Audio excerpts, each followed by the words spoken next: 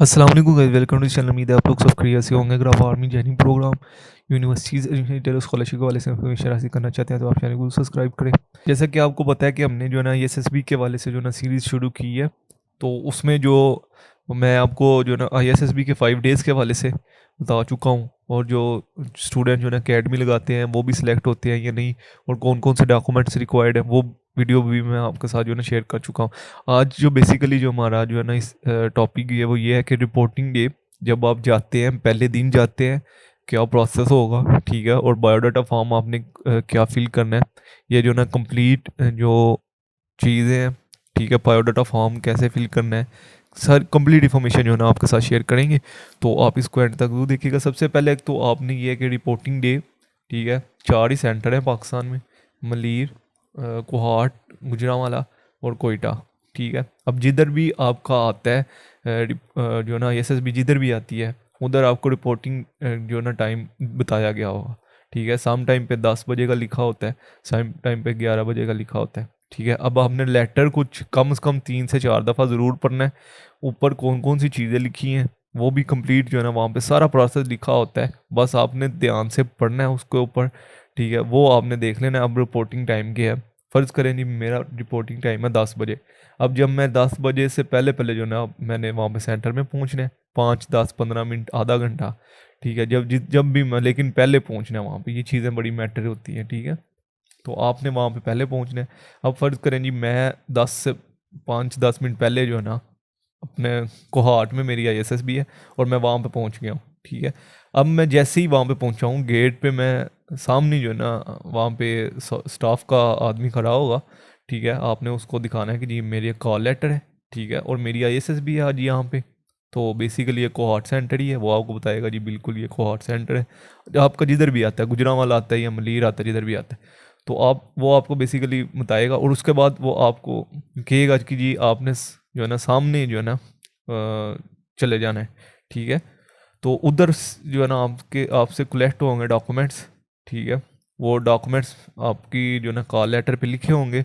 मैं last video में पहले ही बहुत डिटेल के साथ डॉक्यूमेंट्स के वाले से बता चुका हूँ, ठीक है। तो वो डॉक्यूमेंट्स जो है ना आपसे कलेक्ट होंगे, ठीक है। उसके बाद आपको जो है ना अलॉटमेंट होंगी चेस नंबर्स, ठीक है, आपके चेस नंबर। अब चेस नंबर क्या होते हैं, ये बच्चे कन्फ्यूज़ हो जाते हैं। ये सामने देख रहे हैं, ये 12 बच्चे हैं, ठीक है। और बेसिकली एड्रेसिंग जो है ना आपके लिए फिज़िकल वर्क के लिए वो यही है। वो आपको आपकी कॉल लेटर पे मिल जाएगा लिखा कि जी आपने वाइट जो है ना शूज़, ये देखे मोस्टली स्टूडेंट जो है ना वाइट शूज़ पहने हुए हैं, ठीक है, वाइट शूज़, और जो है ना वाइट ट्राउज़र शर्ट जो है ना आपने पहन के आनी है, ठीक है। अब आप वाइट शूज़ और वाइट ट्राउज़र शर्ट जब वहाँ पे वहाँ वहाँ पे जाके पहनेंगे, ठीक है। जब आपको रूम वगैरह अलाट होंगे तो उसी में जो है ना आप ये चीज़ें पहनेंगे, ठीक है। लेकिन ये है कि आपको जो है ना चेस्ट नंबर जो है ना आपका बता दिया जाएगा कि जी जेंटलमैन आपका जो है ना चेस्ट नंबर 5 है, या आपका चेस्ट नंबर 9 है, या आपका चेस्ट नंबर 2 है, जो भी है, ठीक है। और आपका जो है ना बैज नंबर भी तभी आपको बता दिया जाएगा, ठीक है। बैज नंबर जब आईएसएसबी आप जाओगे तो तब आपको आइडिया हो जाएगा कि आपका बैज नंबर क्या है, ठीक है। तो ये चीज़ें बेसिकली जो ना आपने पेज नंबर के वाले से जो ना आपने उसमें फॉर्म में भी लिखना है, तो ये थोड़ा सा ध्यान रखना। और चेस नंबर जो है ना ऐसे होंगे, ठीक है। तो मोस्ट सारी आईएसएसबी में ये सेम प्रोसेस है, ठीक है, जिधर भी आपकी आईएसएसबी होगी। अब ये चेस नंबर जो ना हमको अलॉट हो गए हैं, ठीक है। उसके बाद आपसे फ़ोटो वगैरह लेंगे आपकी, ठीक है, वो उधर ही लेंगे सेंटर के अंदर ही, ठीक है। तो ये बेसिकली आपने अपनी अब खुद भी पिक्स जो है ना अपनी साथ लेके जानी है, ठीक है। और मैं जैसे कि लास्ट वीडियो में पहले ही बता चुका हूँ कि 6 मंथ से पुरानी नहीं होनी चाहिए, मतलब कि रिसेंटली कोई 1 2 3 वीक की होनी चाहिए। उसके बाद बायोडाटा फॉर्म है, ठीक है। और पांचवा पॉइंट जो है ना आपका इवेंट होता है, इंग्लिश में जो ना आपने इवेंट्स लिखने होते हैं, वो भी मैं अभी जो है ना आपके साथ शेयर करूँगा। बेसिकली इवेंट्स मैं आपको बताऊँगा कोई 20 25 इवेंट्स, ठीक है, उन्हीं में से आता है।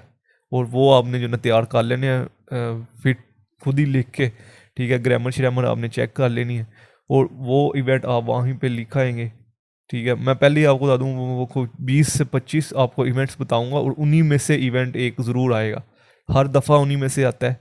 बेसिकली इवेंट्स होते ही वो हैं, ठीक है। तो उन्हीं में से जो है ना एक इवेंट्स पक्का आएगा। तो जो है ना बायोडाटा फॉर्म होगा, ठीक है। आप बेशक इसकी स्क्रीनशॉट लेके ये 7 पेज का है, ठीक है, ये आपको सामने स्क्रीन पे भी नज़र आ रहा है, ठीक है। 1 आउट ऑफ ये 7 पेज होते हैं बेसिकली, ये पहला पेज है। तो सातों के साथ मैं जो ना अभी आपके साथ शेयर करूँगा। तो ये आपने स्क्रीनशॉट लेके ना ये खुद ही भी निकलवा के इसको आपने 4-5 दफ़ा फिल ज़रूर करना है, ठीक है। तो तभी जो ना आपकी प्रैक्टिस होगी।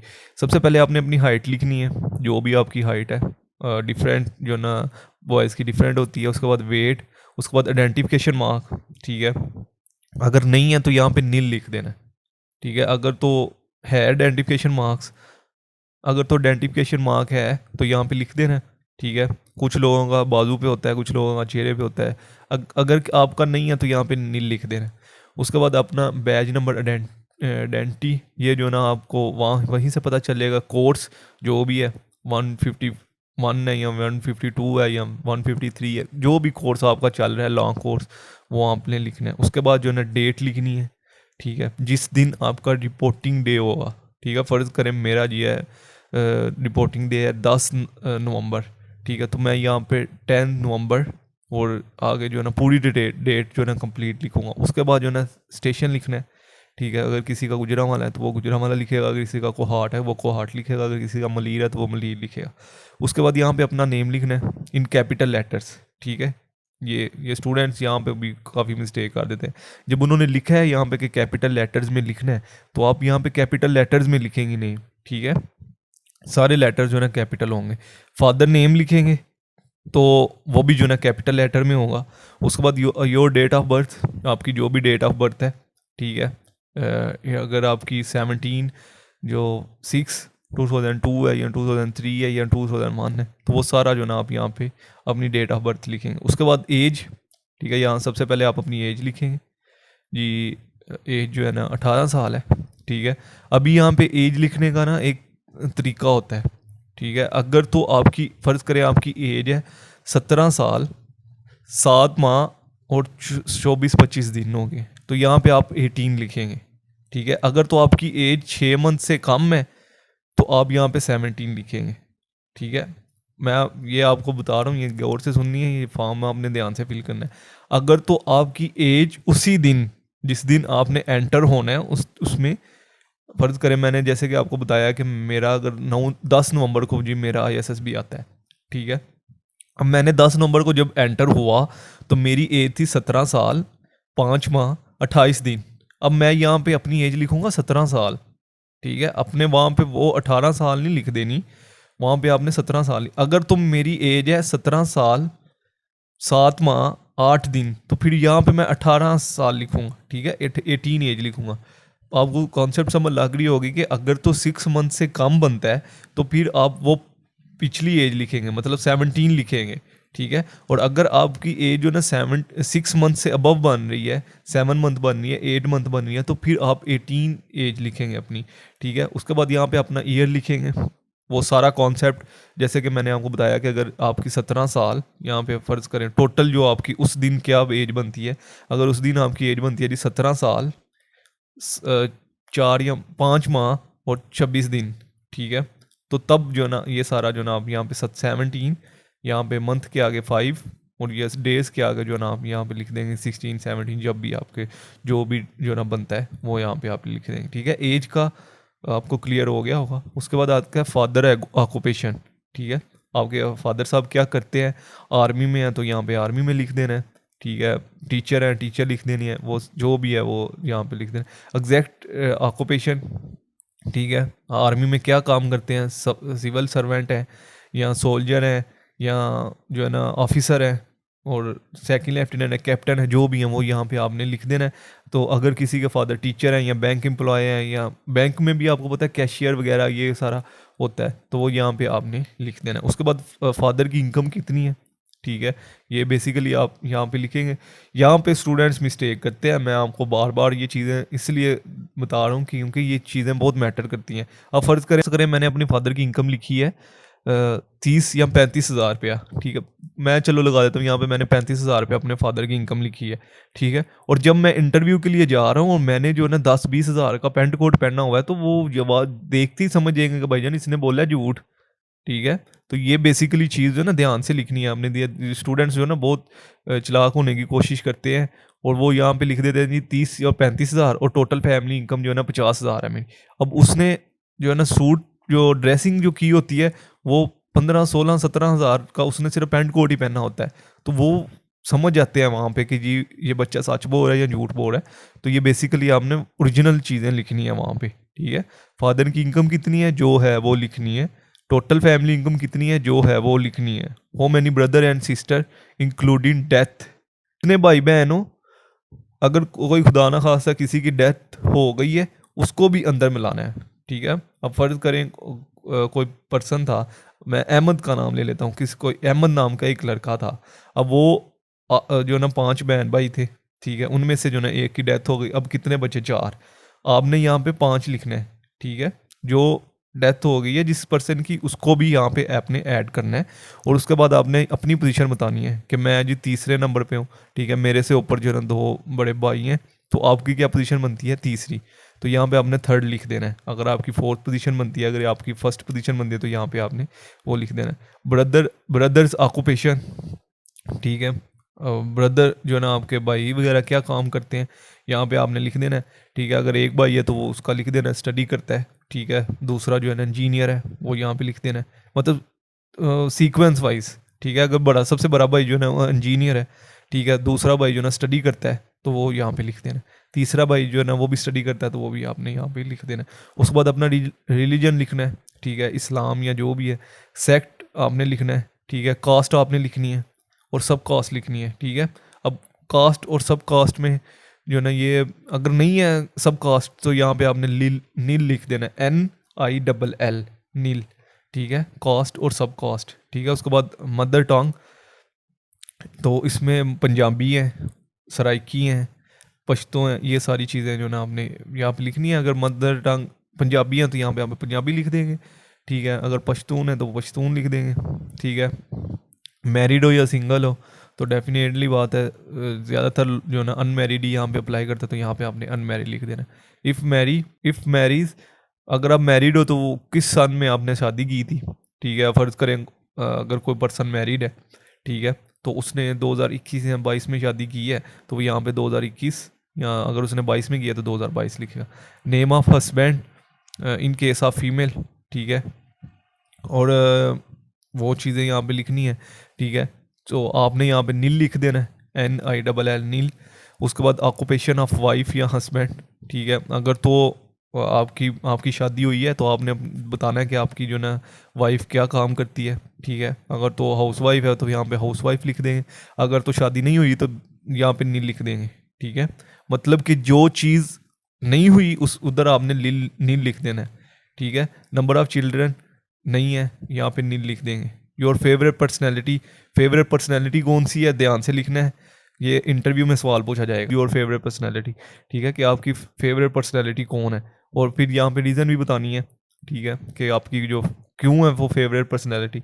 अब फ़र्ज़ करें अगर मैं यहाँ पे लिखता हूँ कि फ़र्ज़ करें यहाँ पे मैं लिखता हूँ डॉक्टर अब्दुल कदीर खान साहब, ठीक है, या किसी भी आर्मी पर्सन का नाम लिख देता हूँ कि जी ये मेरी फेवरेट पर्सनैलिटी, तो यहाँ पे आपने रीज़न भी बतानी है कि क्यों वो फेवरेट पर्सनैलिटी है, ठीक है।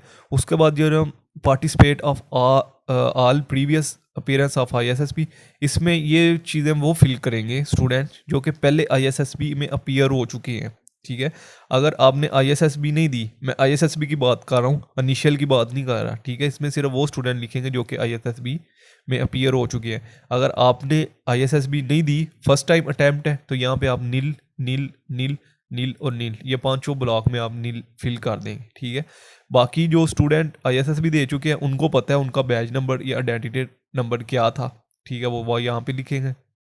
किस कोर्स में उन्होंने अप्लाई किया था, आर्मी में अप्लाई किया था, नेवी में अप्लाई किया था, एयरफोर्स में अप्लाई किया था, ठीक है, वो यहाँ पे लिखेंगे, ठीक है। बेसिकली आपको पता ही है कि तीनों की, नेवी, आर्मी, एयरफोर्स, तीनों की जो ना ISSB होती है, तो वो लिखेंगे यहाँ पे कि मैंने इसमें अप्लाई किया था, किस डेट को ISSB थी, ठीक है। अब फ़र्ज़ करें अगर कि मैं पहले जो ना रिपीटर हूँ, रिपीटर कहते हैं ना जिस बंदे ने, अगर कोई पर्सन जो फर्स्ट टाइम देख रहा है तो वो मैं उसको बता दूंगा, जो बंदा नॉट रिकमेंड हो एक दफ़ा ISSB से उसको रिपीटर कहते हैं। तो अगर मैं रिपीटर हूँ, मैंने 5 अगस्त 2021 में ISSB दी थी, तो मैं यहाँ पे वो डेट लिख दूंगा, ठीक है। रिजल्ट क्या आया था, नॉट रिकमेंडेड थे। कुछ लोग रिकमेंडेड होते हैं लेकिन उनका मेडिकली कोई इशू होता है, कुछ लोग रिकमेंडेड होते हैं लेकिन उनको ज्वाइनिंग नहीं आती। तो ये बेसिकली आपने रिजल्ट बताना है कि रिकमेंडेड थे या नॉट रिकमेंडेड थे। तो उसके बाद मेडिकल रिजल्ट आपका क्या था, ठीक है। अगर तो आप रिकमेंडेड थे तो मेडिकल रिजल्ट आपने यहाँ पे लिखना है, ठीक है, क्योंकि जो स्टूडेंट रिकमेंडेड होते हैं वो मेडिकल ज़रूर देते हैं, फाइनल मेडिकल, तो वो यहाँ पे आपने लिखना है। उसके बाद एजुकेशन के वाले से लिखना है, मैट्रिक आपने कहाँ से किया था, वो स्कूल का नाम, किस सन में किया था, 2021 22 23 जिसमें भी किया था, ग्रेड क्या था, मार्क्स कितने थे, परसेंटेज कितनी थी। पहले आपने ग्रेड लिखना है, ठीक है। अगर ए ग्रेड था ए लिखना है, बी लिखना है, बी ग्रेड था बी लिखना है, ठीक है, बी ग्रेड, फिर देन ये स्लैश डालनी है आपने। मार्क्स कितने थे आपके, बी ग्रेड में 70 से अबव जो है ना मार्क्स बनते हैं, ठीक है, वो आपने लिखना है जी 700 या 750 या 800 जितने भी थे। फिर आपने परसेंटेज लिखनी है स्लैश डाल के, ठीक है। उसके बाद स्कॉलरशिप एंड प्राइज़, अगर आपको मैट्रिक में कोई स्कॉलरशिप या प्राइज़ वगैरह मिला है तो वो आपने बेसिकली यहाँ पे लिखना है। उसके बाद जूनियर कैंप और सीनियर कैंप जो है ये ए लेवल और ओ लेवल के स्टूडेंट के लिए, ठीक है। उसके बाद अगर आपने एफ एस सी की है तो वो आपने अपने कॉलेज या जिधर से भी आपने किया वो उसका नाम यहाँ पे लिखना है, किस साल में की है, 2022 में की है या 2021 में की है, वो यहाँ पे लिखना है। ग्रेड क्या है, ठीक है। मैं सबसे फिर मैं पहले कह रहा हूँ, पहले आपने ग्रेड लिखना है। अगर तो आपका ए ग्रेड है, बी ग्रेड है, सी ग्रेड है, तो वो यहाँ पे आपने लिखना है जिस बी ग्रेड है, ठीक है। देन स्लैश डालनी है, देन अपने मार्क्स लिखने हैं आपने, जो भी मार्क्स है। उसके बाद देन आपने परसेंटेज लिखनी है। उसके बाद अगर स्कॉलरशिप मिली है तो लिख दें, वरना नील जो ना आपने यहाँ पे लिख देना है इसके आगे, ठीक है। उसके बाद बीएससी अगर आपने की है, एमएससी अगर आपने किया तो वो लिख देना। अदर कोई क्वालिफिकेशन किया तो वो यहाँ पे आपने। उसके बाद ये पेज 2 आता है, ठीक है। इसमें जो ना सोशल एक्टिविटीज़ के वाले से आपने लिखना है कि आपने कोई सोशल एक्टिविटीज़ की है स्कूल कॉलेज यूनिवर्सिटी में, library, debating, drama society, magazine, कुछ भी किया है तो वो आपने यहाँ पे लिख देना है। योर पोजीशन क्या थी उसमें, ठीक है, आपको प्राइज़ वगैरह मिला है वो यहाँ पे लिख देना है, ठीक है। किस सन में की है, ठीक है, वो यहाँ पे आपने लिख देना है। गेम एंड स्पोर्ट, आप कौन सी स्पोर्ट खेलते हो। अब बहुत से स्टूडेंट यहाँ पे क्रिकेट लिख देते हैं, फुटबॉल लिख देते हैं, ठीक है। यार कोई मसला नहीं है, यहाँ पे लिख लेते हैं, उनको कौन सा पता है कि हम क्या करते हैं क्या नहीं। यहाँ पे जो चीज़ आपने लिखनी है उसका आपको आइडिया होना चाहिए। अगर आपने यहाँ पे लिख दिया क्रिकेट, और भाई ना आपको पता होना चाहिए कि बॉल का वेट क्या है, बैट की लेंथ क्या होती है, ठीक है, पिच के जो है ना कितने फीट की होती है, और कितने ओवर होते हैं T20 में, वर्ल्ड कप में। और वर्ल्ड कप जो है ना लास्ट टाइम वो किसने जीता था, पहला वर्ल्ड कप किसने जीता था, ये सारी चीज़ें आपको पता होनी चाहिए। अगर यहाँ पे आपने क्रिकेट में जो है ना फिल किया है, ये सारे सवाल पूछे जाते हैं आपको। और उसके बाद आपने क्लास टीम का हिस्सा थे, कॉलेज या यूनिवर्सिटी या स्कूल किधर किया है, आपकी क्या पोजीशन थी उसमें, नंबर ऑफ ईयर प्लेड, मतलब आप किस साल में खेलते रहे हैं, ठीक है। प्राइज़ वगैरह आपको को मिला है तो वो आपने यहाँ पे बताना है। उसके बाद यहाँ पे लिखा है जी, did you ever live in a hostel while you are study. आप जो है ना हॉस्टल में रह चुके हैं पहले ज़िंदगी में, क्योंकि आपको पता ही है कि कुछ स्टूडेंट जो है ना स्कूल पढ़ने के लिए ना किसी दूसरे सिटी चले जाते हैं, तो फिर वो बेसिकली वहाँ पे हॉस्टल में रहते हैं। यूनिवर्सिटी के मोस्टली स्टूडेंट जो है ना हॉस्टल में रहते हैं, ठीक है। तो वो आप अगर आपने हॉस्टल पहले लगाया तो वो आपने यहाँ पे लिख देना है। अगर नहीं लगाया तो फिर वो नहीं लिखना, ठीक है। कितने साल आप हॉस्टल में रहे हैं ये यहाँ पे लिखना है। मैं 2 साल रहा हूँ तो मैं यहाँ पे 2 ईयर लिखूँगा, ठीक है। उस वक्त आपकी एज क्या थी, ठीक है। मेरी उस टाइम जो है ना एज 18+ थी, तो मैं यहाँ पे 18 एज लिखूँगा, ठीक है। हैव यू ट्रेवल अबाउट, आपने किसी दूसरे मुल्क में विज़िट किया है, ठीक है, तो वो यहाँ पे अगर आपने किया है तो वो यहाँ पे लिख देना है। What type of friend do you like to have, आप किस तरह का दोस्त बनाना पसंद करते हैं, या आपका दोस्त किस तरह के, ये बेसिकली चीज़ें जो ना उन्होंने इसमें पूछी हैं कि आप किस तरह का दोस्त बनाना पसंद करते हैं, उसमें कौन कौन सी क्वालिटीज़ होनी चाहिए, ठीक है। अगर आप कोई किसी पर्सन को फ्रेंड बनाना चाहते हो तो उसमें कौन कौन सी क्वालिटीज़ होनी चाहिए, बेसिकली वो आपने यहाँ पे लिखना है। आपने अपनी क्वालिटीज़ लिखनी है। वैसे मैं आपको बता देता हूँ कि वो उसका अखलाक अच्छा होना चाहिए, गुड करेक्टर होना चाहिए, ठीक है, ऑनेस्ट पर्सन होना चाहिए, और ये है कि मतलब कि लॉयल होना चाहिए, ठीक है। तो ये बेसिकली मैं आपके साथ अपनी शेयर कर देता हूँ। उसके बाद अगर आपको पसंद आई तो आप लिख लीजिएगा। उसके बाद योर इंटरेस्ट और हॉबीज़, आपकी हॉबीज़ क्या है, ठीक है।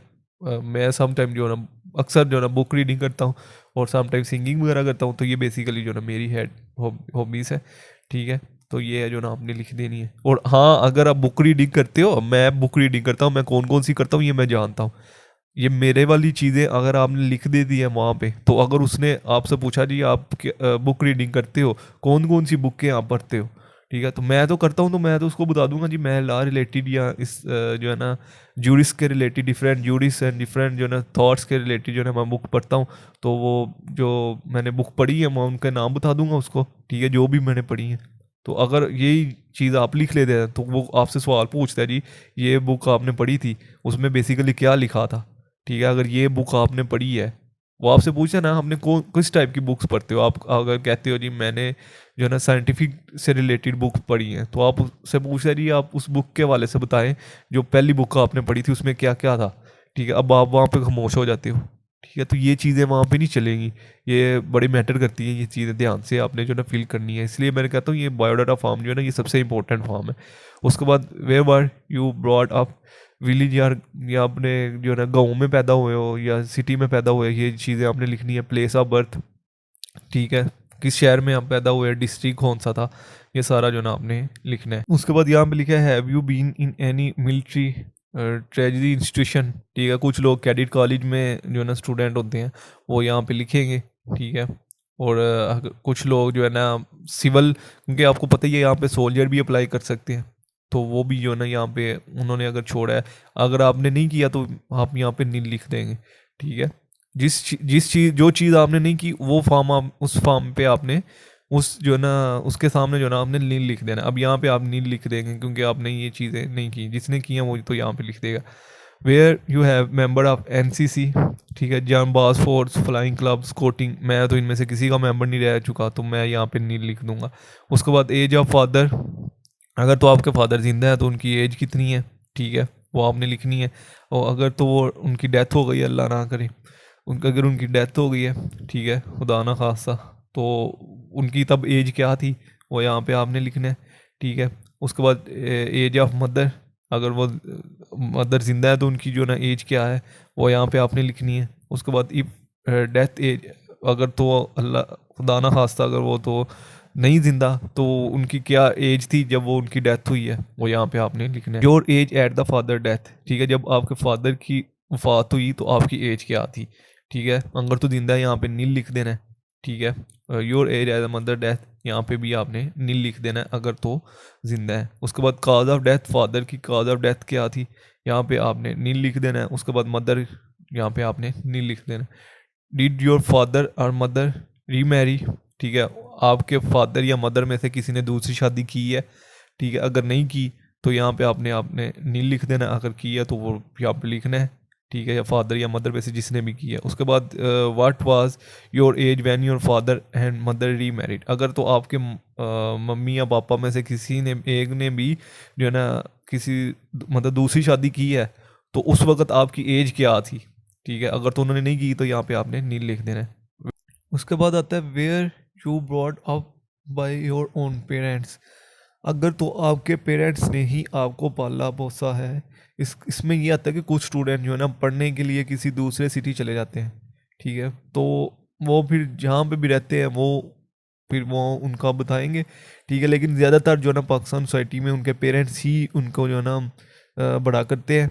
तो वो जिस सिटी में भी आपको की है, ठीक है, अब जिस सिटी से भी तल्लुक़ रखते हैं वो सिटी यहाँ पे आपने लिखनी है, ठीक है। अगर फ़र्ज़ करें आप इस्लामाबाद से तल्लुक़ रखने वाले हैं तो यहाँ पे आपने इस्लामाबाद लिखना है, कोयटा से तो कोयटा लिख देना है, ठीक है। मतलब आपके पेरेंट्स ने आपको जहाँ पर जो है ना बड़ा किया है, पाला पोसा जिसे कहते हैं ना, ठीक है, वो इस इधर आ जाता है।